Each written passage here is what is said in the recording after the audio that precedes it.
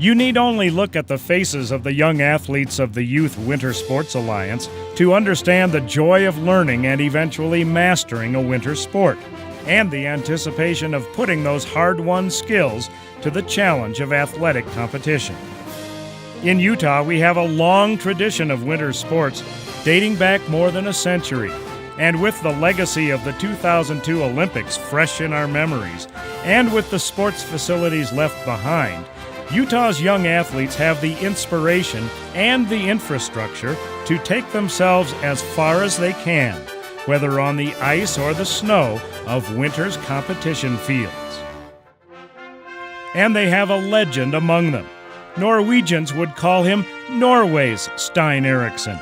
But Stein, who could live and ski anywhere, calls Utah home and has for most of his adult life. Like most Norwegian youngsters, Stein grew up on skis. Born to a skiing family, Stein and his older brother Marius cross-country skied and ski jumped right out of their back door on the outskirts of Oslo.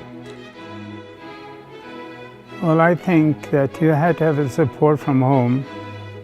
Mother and father have to be backing you and pushing you in a way that is a friendly way. Their father, Marius, competed in the 1912 Olympics as a gymnast. His mother, Bitten, was a slalom ski champion. Stein's parents learned the new sport of alpine skiing in Austria from Hannes Schneider and Willy Bogner. Bogner became a family friend and an advisor to Marius as he started making alpine skis in Norway. It was not advanced. It was alpine skiing competition was kind of in a childhood time. And the equipment, of course, has improved so tremendously. So I think you ski on more confidence today than you did when we were racing. I mean, there was no grooming on the runs when we were racing. We had to kind of foot pack most of the downhills ourselves. During World War II, international ski competitions became impossible, but young skiers staged their own informal and often secret contests. When the war ended, Stein was ready to take on the world.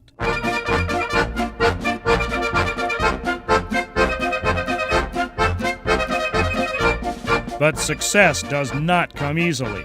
In the 1948 San Moritz Olympics, Stein and his teammates fell short of their Olympic victory.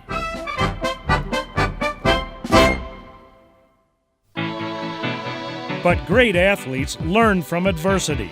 More hard work followed. Stein developed his own technique, the reverse shoulder turn instead of the full rotation turn. His path through the slalom gates shortened, his speeds increased.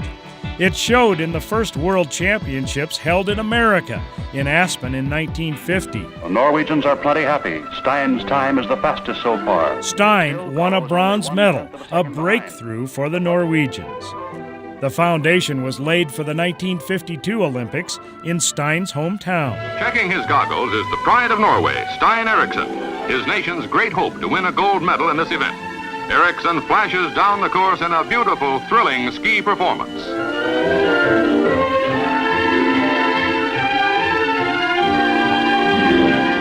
The onlookers agree and the timers verify. Stein Eriksen is champion in the men's giant slalom. With growing confidence and skill, he broke through the gold in giant slalom, the silver in the slalom. 1, 2, 3, 4.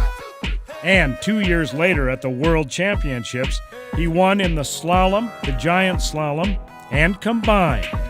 The competition was just as keen as it is today. I mean, you are either number 1 or number 2 or number 3, and that takes a certain effort to get to that point. But the training is so rigorous today, so rigid and so hard and so concentrated.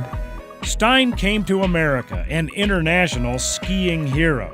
His love of the sport was infectious as he taught and inspired thousands of young skiers wherever he worked.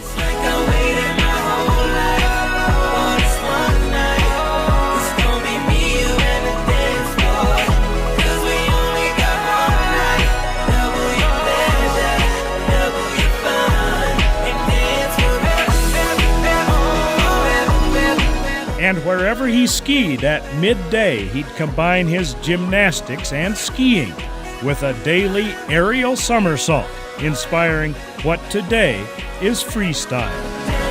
I left for the States in the fall of 1954 and never regretted for 1 minute. I never had a better welcome and a better life any place than I could have had in this country.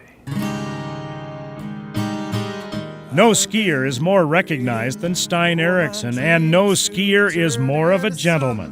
It took interested, committed parents, a helpful older brother, and a mentor in Willie Bogner to launch his career. But his ultimate success came from within. It took hard work, a lot of falls, determination, and the backing of a family and ultimately the Norwegian nation to put him on the championship podium. And I'll taste every moment and live it out loud. I know this is the time. This is the time to be. This is the time of my life.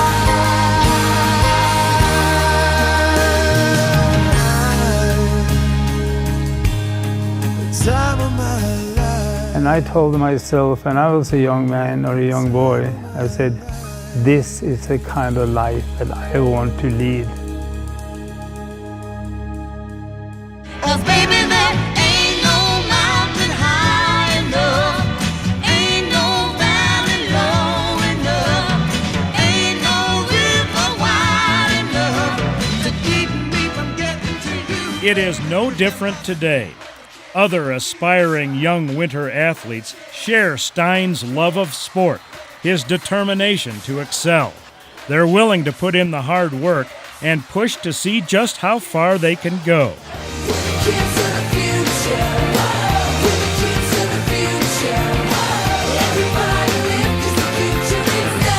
Out training and competing today are young bobsled and luge racers, skiers, freestylers, hockey players, figure and speed skaters. Our Youth Winter Sports Alliance partners are fielding athletes in 13 different sports, learning how to reach their goals, work hard, and exhibit good sportsmanship. The formula works for Stein, and it can for his younger fellow Utahns. I'm very pleased to be honored here tonight. I hope that all of you have the feeling now that maybe you should all help this Winter Sports Youth Alliance.